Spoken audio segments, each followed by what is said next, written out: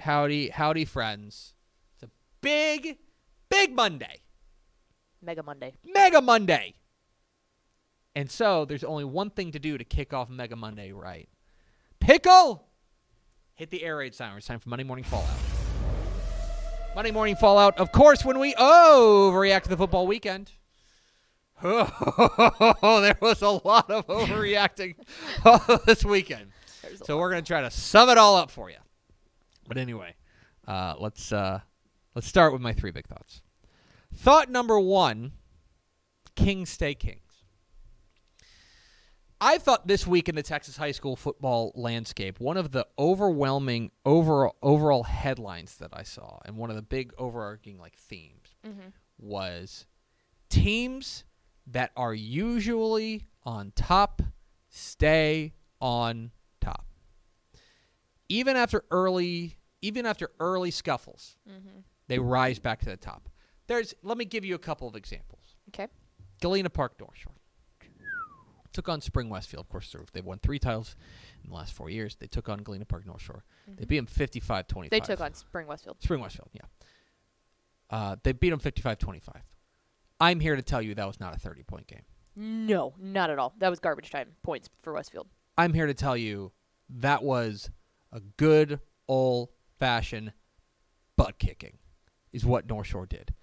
North Shore, and I say this with all due respect to the number one team, at least for now, in Class 6A, the 3-time defending champs in Austin Westlake.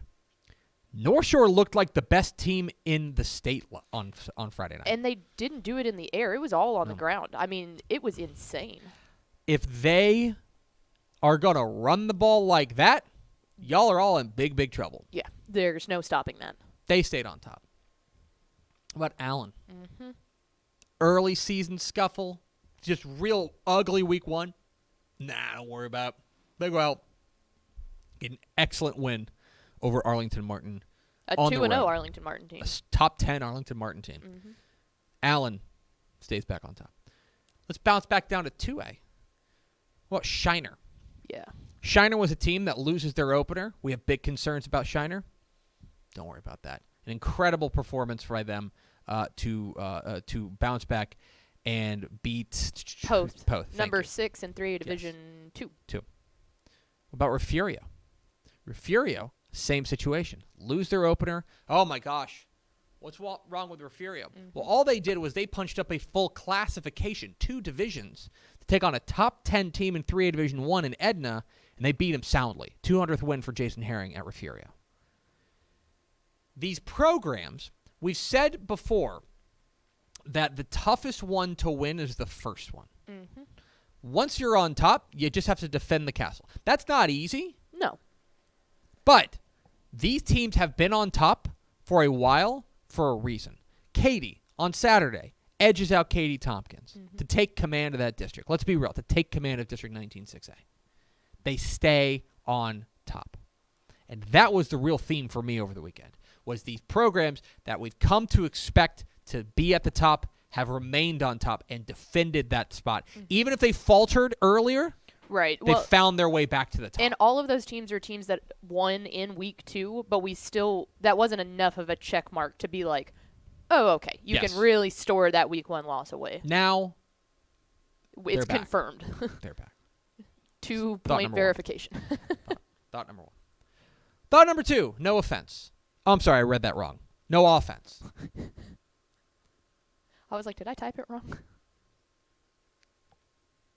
So in the college football ranks across the state, I thought that this was a real showcase of teams with offensive problems. Yeah, it was especially a yucky weekend. Because let me just ask you a couple of teams. Okay. Pickle. So Texas plays Alabama super tight. I think there's a lot of people. I mean, they're ranked now after losing. But this was they played them very tight, played them very well. How does Texas feel about their offense right now? Oh, big question marks. And I think it's more than just a lot of it's the injury. But the defense carried that game. Absolutely. Literally until the very last drive, the defense looked better than I've seen a Texas defense look in years. But there are I think, some serious questions about the offense. Yes. Right? Let me ask you, how are A&M fans feeling about their offense right now? They are ready to set Kyle Field on fire. It looked atrocious. And I hate to say it because we love Haynes King, but it looked atrocious. It looked awful. They scored 7 points. They scored 14. They only scored 7 offensively against Appalachian State. And let me tell you guys, there are better – Appalachian State, I think, is a decent Sun Belt team. Yeah. There are better teams on their schedule than Appalachian State. Yes. Starting this week. And that's 2 weeks in a row that we've had big issues, big questions about the A&M offense, specifically at quarterback and specifically on the offensive line. Let me ask you another question, Pickle. How's Houston feeling about their offense? Not good at all. They shot themselves in the foot early, which that was in and of Started itself. super slow. But after that, I mean, they couldn't get – Tank Dell had a long touchdown run that got called back. But then other than that, it took them until the second quarter to even get anything going. The other thing about them, I think they're really missing Alt McCaskill right now. Yes, very much. Who's their number 2 weapon after Tank Dell? No, they don't have one. It might Clayton Tune running? It might be Matthew Golden, the freshman. Yep. It might be Matthew Golden, the freshman. Where was he from? Klein Forest. Somewhere down in the Houston. Klein Kane. Klein Meadow. Let me ask you, how's Baylor feeling about their offense? Man, yeah, it was just another really slow start that just never felt like, even with a slow start, it just never felt like it picked up. I like Blake Shapen. They can't throw the ball. They do not have a passing attack that you have to respect in any sort of meaningful way. No. So if they are not running for 5 yards a carry, they are eminently beatable. Yeah, and they were up there in the mountains. Like, realistically speaking, it should be a lot easier to get some kind of passing game going up there, and they let a BYU defense come in and just torch them. I thought the overwhelming feeling coming out of this week. No, this isn't everybody, right? I think SMU's feeling pretty good about their offense. Texas State got the dub. I think Texas State got the dub. Rice showed out against McNeese. I thought North Texas's offense looked good. It did. It's not everybody, but I think as far as those teams in the upper echelon, we're almost certainly not gonna have a team in the college football playoff from Texas this year. I hate to break that to you. I don't think Houston was the biggest hope. Houston was the biggest hope. We're probably not. State of Texas probably not having one. And what you can do is you can blame the offenses. That's where it is. Tex looked good. Tex 2-0. Big game this week. Thought number 3, an odd week ahead. So I was looking at the week, start my week 4 prep for Texas high school football, and it's a strange week. Part of it is because there's a lot of buys. There's a lot of buys.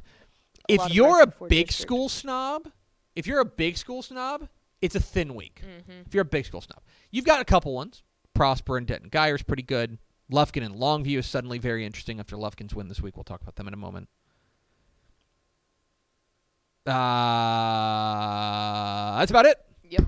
I mean, I hate to be like that, but that's about it as far as real high-profile games in the big school ranks.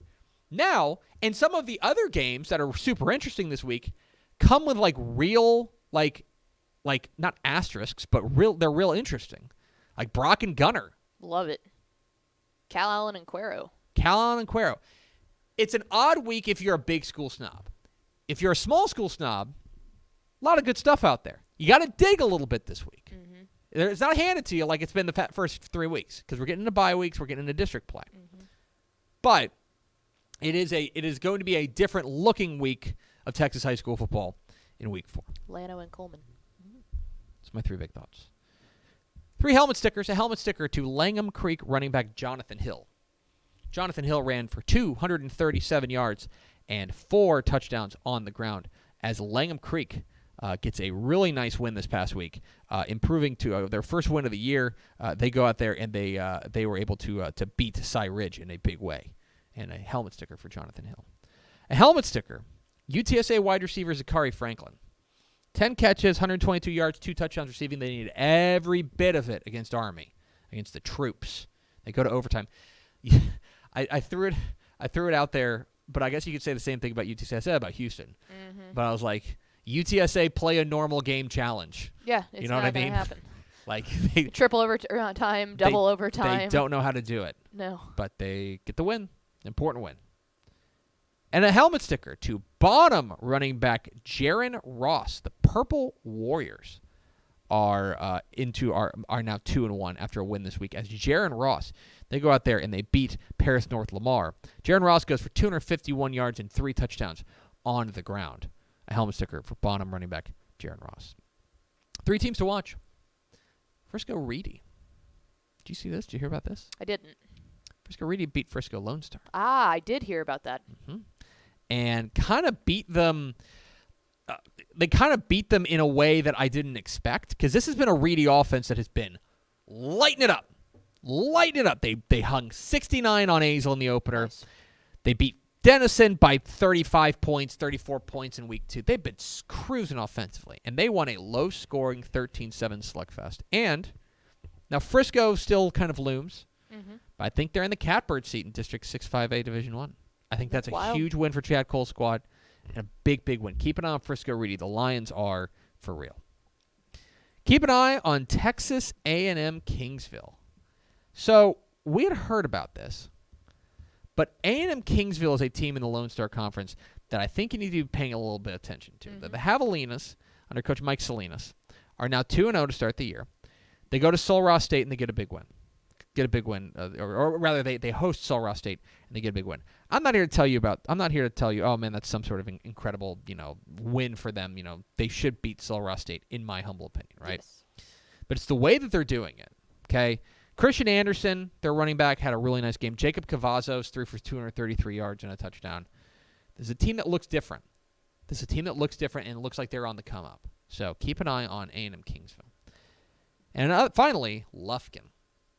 So Lufkin is suddenly right back on our radar. Coach Todd Quick, the past couple of years have been a little bit underwhelming. But Friday night, they went out and they went to A&M Consolidated and got a win.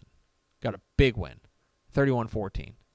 And that's the biggest win for that program in a minute. Yeah. And so now they enter district play, and they enter district play against Longview this week. Get them at home, out there in the sticks. The crowd's going to be ready to go. Keep an eye on Lufkin. I'm intrigued. Beat Longview this week, and I'm in. Yeah. But I'm intrigued by what Todd Quay's got going. 3 to see. We mentioned it, Gunner and Brock. One of the strangest games of the week. Yes. Gunner's 2-0, haven't played anybody even remotely close to them, to their weight class. They played Trinity Christian Cedar Hill, and then they played Trinity Christian Addison, right? They beat both of them pretty handily. Brock is 0-3, and they have played the toughest schedule in American history. Yes. I tweeted this. I'm only kind of joking when I say Brock might be the greatest 0-3 team in Texas high school football history. Yes. Can they get off the schneid against another absolute, it's the 4th huge test for Brock, who hasn't theoretically passed one yet, and it's the first huge test for Gunner. Yes. Find out a lot this week. Going off the board on my college pick. SMU's at Maryland on Saturday. Did you see the line on this? I think Maryland's a 2-point favorite. 3.5 is what I saw, which is okay. It's a Big Ten team. Yeah. I mean, they get that 3.5 because basically that's a pick'em game because they're on at the road. Maryland. Yeah, on the road. I don't like that. You might win it. Well, we'll have to ask our financial advisor, Mike Craven, later. This is true. Very interested in this. SMU has to go on the road to a Power 5 opponent. How do they handle themselves? First, I think real test, all due respect to North Texas. Real test for Rhett Lashley and company. And finally, another big game. I love this one. Hawley and Albany. We'll get to the rankings here, but these are, let's just say, top 3 teams in their respective divisions. Huge game out there in Albany. We'll find out a lot about both of these teams. That is 3 to see, and that is Monday Morning Fallout.